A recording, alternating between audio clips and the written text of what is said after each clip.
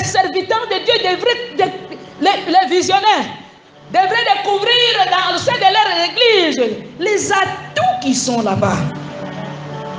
Les atouts qui sont là.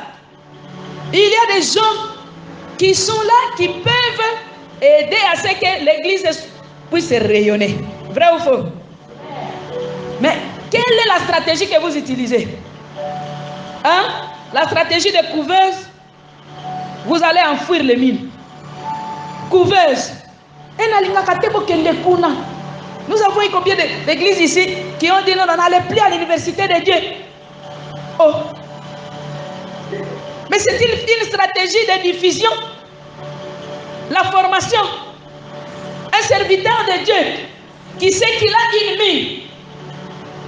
Il a une mine qui doit fructifier. Il doit se dire non, non, non. Pour fructifier cette mine, je dois avoir toutes les compétences possibles. Je dois avoir les évangélistes formés. Je dois avoir les pasteurs formés. Je dois avoir les leaders formés.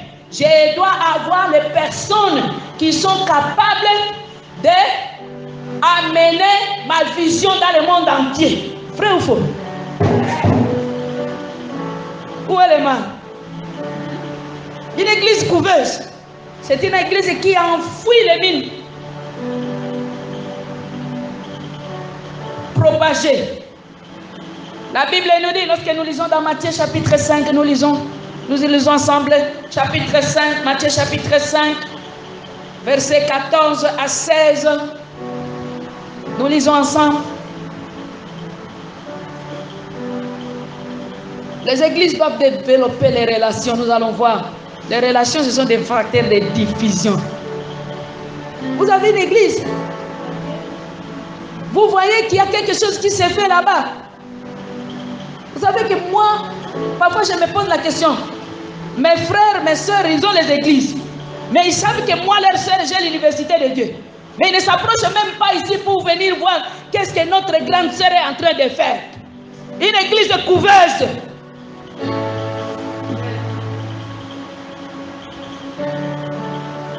Vous devez vous approcher, vous dites, qu'est-ce que l'université de Dieu peut faire aussi pour moi, pour que je puisse avancer. Au lieu de regarder le côté positif pour vous, parce que nous sommes en train de voir les facteurs. Mais vous regardez peut-être le côté égoïste, vous regardez peut-être le côté orgueilleux, vous regardez peut-être le côté où vous avez la haine ou la jalousie. La prospérité va venir difficilement. Parce que nous allons voir ici comment nous fonctionnons. Nous lisons Matthieu chapitre 5, verset 14 à 16. Il est écrit, vous êtes qui? Vous êtes la lumière une ville située sur une montagne ne peut être cachée. On n'allume pas une lampe pour la mettre sous le boisseau. Mais on la met où? Sur le chandelier. Et elle éclaire tous ceux qui sont dans la maison. Que votre lumière luise ainsi devant les hommes, afin qu'ils voient les bonnes œuvres et qu'ils glorifient votre Père qui est dans le... La Bible nous dit que nous sommes une lumière du monde. Et la lumière, on doit la mettre où? Au-dessus. Cette lumière ici qui éclaire, c'est parce que c'est au niveau du plafond. C'est pourquoi ça éclaire. Et c'est une recommandation de notre Dieu, de notre Seigneur Jésus. Il dit que votre lumière luise. Alléluia. Que votre ministère luise. Que l'université de Dieu puisse luire. Parce que l'université de Dieu, c'est une lumière. Alléluia. L'université de Dieu, c'est une lumière. Yougen, c'est une lumière qui luit. C'est pourquoi j'ordonne à l'université de Dieu de lui, éclaire. Alléluia. Je déclare que l'église de Sion, c'est une lumière au nom de Jésus-Christ. Que votre lumière puisse luire. Je proclame que toutes les églises, membres de l'université de Dieu, vous êtes des lumières. Et vous devez luire par vos bonnes œuvres. une très bonne chose. On ne peut pas rester au sommet si on a de mauvaises heures.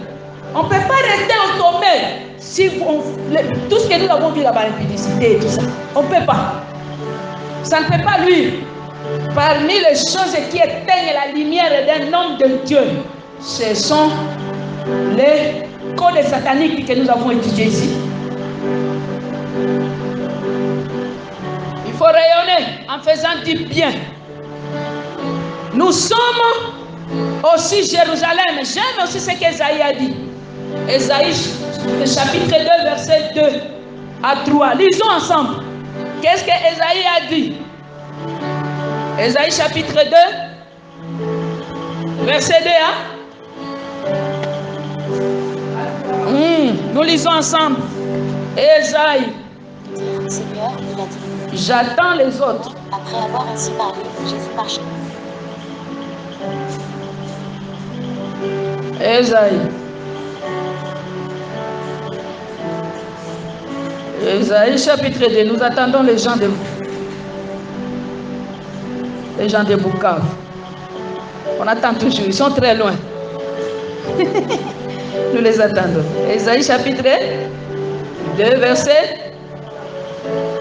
Il arrivera dans la suite des temps. On est ensemble? Il arrivera dans la suite des temps que la montagne de la maison de l'Éternel sera fondée au sommet des montagnes, qu'elle s'élèvera par-dessus les collines et que toutes les nations y afflueront. 3. De peuples s'y rendront en foule. Ils diront: venez et montons à la montagne de l'Éternel, à la maison de Dieu de Jacob, afin qu'il nous enseigne ses voies et que nous marchions dans ses sentiers. Car de Sion sortira la loi et de Jérusalem la parole de l'Éternel. Est-ce que nous pouvons acclamer le Seigneur? Une église au-dessus des églises. Une montagne au-dessus de montagnes. C'est ça ici. Une église, un ministère qui est montagne au-dessus de montagnes. Nous allons voir les caractéristiques des églises. La matrice de l'université de Dieu concernant les caractéristiques, les sortes des églises, les sortes des ministères. Mais je vous dis déjà ici que nous sommes Jérusalem, une ville qui est située sur la colline. Et les peuples s'y rendront. Les peuples viendront ici en foule. Et ils diront: venez et montons à la montagne de l'Éternel. Car de l'université de Dieu sortira la loi. Alléluia. Et ici, montagne ici, nous sommes ici, à l'université de Dieu. J'aime le Seigneur qui nous dit, qui nous parle à travers tout son prophète Ésaïe. J'aime vraiment le prophète Ésaïe, il écrit bien. Il dit: lève-toi, sois éclairé, car la lumière arrive et la gloire de l'Éternel s'élève. La gloire de l'Éternel s'élève sur toi. Et si vous continuez là-bas, il dit: des nations marchent à ta lumière et le roi à la clarté de tes rayons. Est-ce que vous comprenez que ça? Lève-toi, Yugen. Lève-toi, l'université de Dieu. Lève-toi, car ta lumière arrive. Et les nations marcheront à ta lumière. Et tes rayons là, ils vont les suivre. C'est le leadership. C'est le soleil. Alléluia. Mais nous ne voulons pas marcher ensemble. Nous voulons aller avec les autres. C'est pourquoi nous sommes ici. C'est pourquoi nous sommes en train d'en parler. Mais une très grande question pour les gens qui sont dans la nation sacerdotale. Mais je vais d'abord dire: vive la nation sacerdotale. Est-ce que vous pouvez dire ensemble avec moi: vive la nation sacerdotale? Tu dois prier. Nous devons tous prier. Nous devons tous prier. Nous allons nous lever avec éclat. Nous allons vraiment prier avec éclat. La grande question ici, avant que je n'aborde les 5 sortes des ministères dans la matrice de l'université de Dieu, est-ce que ta lumière fonctionne? Est-ce que ta lumière fonctionne? Est-ce que la lumière est éteinte? Est-ce que ton église fonctionne? Parce que nous allons voir parmi toutes les 5 catégories là. Est-ce que ton ministère, est-ce que ta vision fonctionne? C'est ce que cela signifie quand je pose la question, est-ce que ta lumière fonctionne? Si oui, ok. Répondons, nous tous oui. Notre lumière fonctionne. Ah, c'est très bien. Mais la question sous-jacente, la question qui suit, est-ce que ma lumière là qui fonctionne, est-ce qu'elle brille? Est-ce que ma lumière brille? Est-ce que mon ministère brille?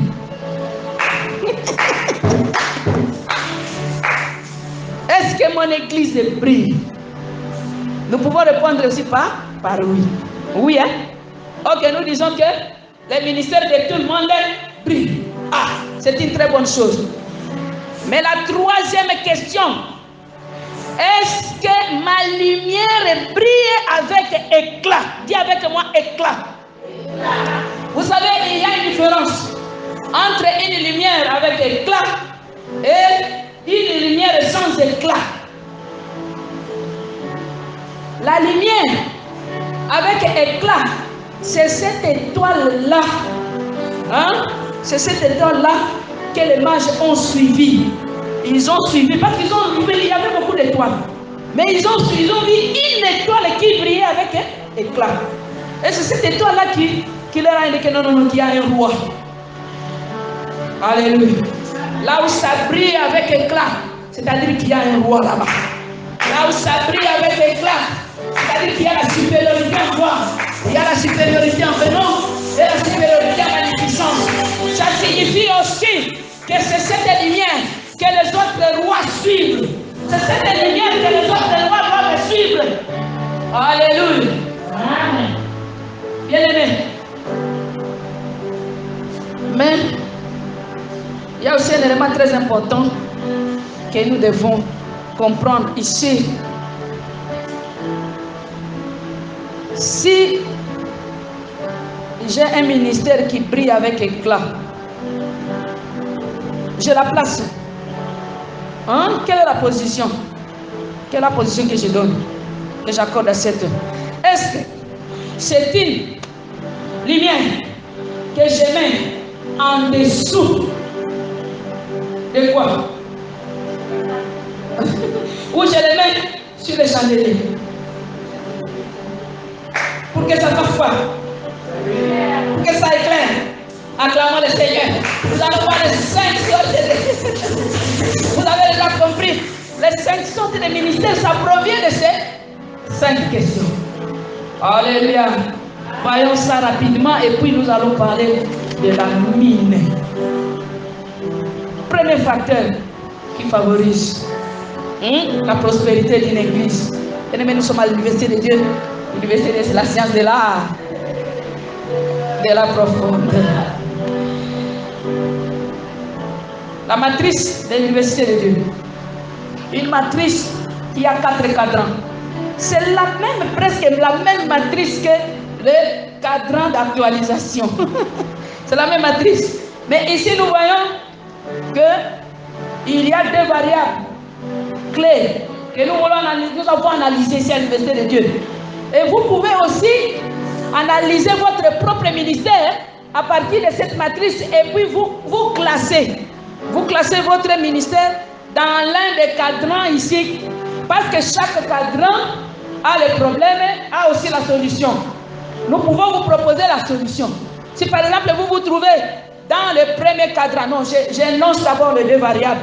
La lumière et puis la position de la lumière. Hein? La lumière peut être brillante ou ça ne brille pas. C'est-à-dire il y a négatif et puis positif. La position peut être inférieure ou la position supérieure. Ok. La position inférieure, vous les mettez sous les bois. La position supérieure, vous les mettez sur les chandeliers. Alors, selon l'université de Dieu, il y a 5 catégories de ministères. Le premier ministère, la première catégorie ici, c'est une église ou ministère qui, dont la lumière ne brille pas et dont la position est sous les bois sous. C'est-à-dire que c'est une église qui est cachée. Et puis la lumière aussi ne brille pas. Et si nous pouvons matcher cette église ici avec les cadrans de l'actualisation, c'est une pomme pourrie. L'église ne brille pas. Et puis, c'est une église qui est cachée, inconnue. Quand il demande, est-ce que vous connaissez telle église? On ne connaît pas. Mais ça fait quoi ici, dans votre quartier? Nous ne savons pas. Est-ce qu'il y a au moins quelqu'un qui a déjà été guéri? Il y a déjà quelqu'un qui a reçu Jésus-Christ comme Seigneur et Sauveur à partir de cette église? Rien du tout. Mais maintenant, cette église ici, qui s'appelle l'église de la délivrance, est-ce qu'il y a quelqu'un qui a déjà été délivré dans cette église ici? Il n'y en a pas. Mais cette église ici, qui s'appelle pentecôtiste, est-ce que ici, dans cette église, le Saint-Esprit, qu'est-ce qu'il fait? On ne connaît pas. C'est une église au ministère enfoui. Dis avec moi, enfoui. Ministère enfoui ou ministère mort. Une église qui est morte. Vrai ou faux? Vous avez un ministère de délivrance qui s'arrête dans votre propre chambre. Un ministère de délivrance qui s'arrête je ne sais pas où. Il n'y a aucune personne n'a bénéficié de la mine. Parce que la Bible nous dit que la lumière doit être placée au-dessus des chandeliers, éclairer le monde et que les œuvres puissent être connues pour la gloire de notre Dieu. On ne connaît pas les œuvres de cette église. On ne connaît pas. Cette église est enfouie. Cette église est morte. C'est une église de la honte. C'est une église sans gloire. La conséquence pour cette église est que est-ce que le peuple vont courir vers cette église? Est-ce que les peuples vont courir vite pour entrer dans cette église? Est-ce que les peuples vont rechercher cette église? Je vous pose la question, est-ce que les peuples vont venir vers ce ministère? Les peuples fuiront. Le peuple va fuir cette église. Bien-aimés, si vous faites partie des catégories, de cette première catégorie, il faut la résurrection. Il faut ressusciter les œuvres. Il faut ressusciter les œuvres. Hein? Les œuvres de Dieu. Parce que l'église, c'est l'église de Dieu, c'est la mine. Ça doit être fructifié. Ah, nous sommes pauvres, non. Il y a des éléments que nous devons. Des actions à faire. Alléluia. Des actions à faire. D'abord l'appropriation. Et puis, il faut faire quoi? Il faut la lumière. Il faut propager. Il faut la diffusion. Il faut diffuser. Les gens doivent connaître qu'ici, si vous venez malade, le Saint-Esprit ou le Seigneur qui agit avec nous, tu peux guérir. Hein? Si aux Unis, nini kopo nango nini susu. Oye vimbi sanga lokolo. Mbasu. Babi ke ozana mbasu. Kilika ka l'église de Songolo. Basana nzambe bazai kuna. Bakobonde la yo. Il y a des témoignages. Il y a des œuvres. Il y a des témoignages. Une église sans témoignage. Une église sans... les gens en bas ne bénéficient pas. C'est une église enfouie. Un ministère enfoui ne peut pas prospérer. On ne peut pas prospérer. Il faut d'abord commencer le traitement. Il faut d'abord commencer quelque part. Deuxième catégorie de ministère. Deuxième catégorie de ministère, c'est une église ou un ministère. Un ministère. Un ministère qui fonctionne. Un ministère qui a de bonnes œuvres. Un ministère qui a de bons témoignages. Un ministère qui aide les gens. Parce que le ministère qu'on appelle la grâce de Dieu, peut-être je devrais commencer par là. Un ministère, ce n'est pas le bâtiment et les gens ils viennent, ils dansent. Chaque ministère contient un comprimé de Dieu. Chaque vision de Dieu contient une solution au problème des gens. Chaque vision de Dieu contient la grâce de Dieu. C'est pourquoi on appelle ça grâce de Dieu. Et l'apôtre Paul dit, parce que nous travaillons avec Dieu. Parce que nous travaillons avec Dieu. Ne recevez pas la grâce de Dieu en vain. Recevoir la grâce de Dieu en vain, c'est-à-dire que tu es là seulement pour parler, mais il n'y a aucun témoignage. Il faut que dans les églises, qu'il y ait des témoignages pour glorifier qui? Pour glorifier le Seigneur. Alléluia. Bien-aimé, une église comme ça, c'est bien, les foules y arrivent, mais la lumière est placée en dessous du champ de quoi? Sous le boisseau. C'est une église qui est cachée. Cette église cachée, qui n'est pas connue, mais qui fait de bonnes œuvres. Il y a quelqu'un qui me disait aussi, non, l'université de Dieu n'est pas connue. L'université de Dieu fait de bonnes œuvres, mais l'université de Dieu n'est pas connue. Bien-aimé, je vous assure que l'université de Dieu n'est pas connue. Si l'université de Dieu continue à être cachée, nous allons travailler notre mine pour que l'université de Dieu ne reste pas là-bas inconnue. Nous allons travailler. La question ici, c'est de se remettre en question. C'est de s'auto-évaluer, c'est de ne pas fuir la vérité. Alléluia. La vérité qui est là, c'est la vérité. Bien-aimé, cette église, il faut l'appeler une église évanouie.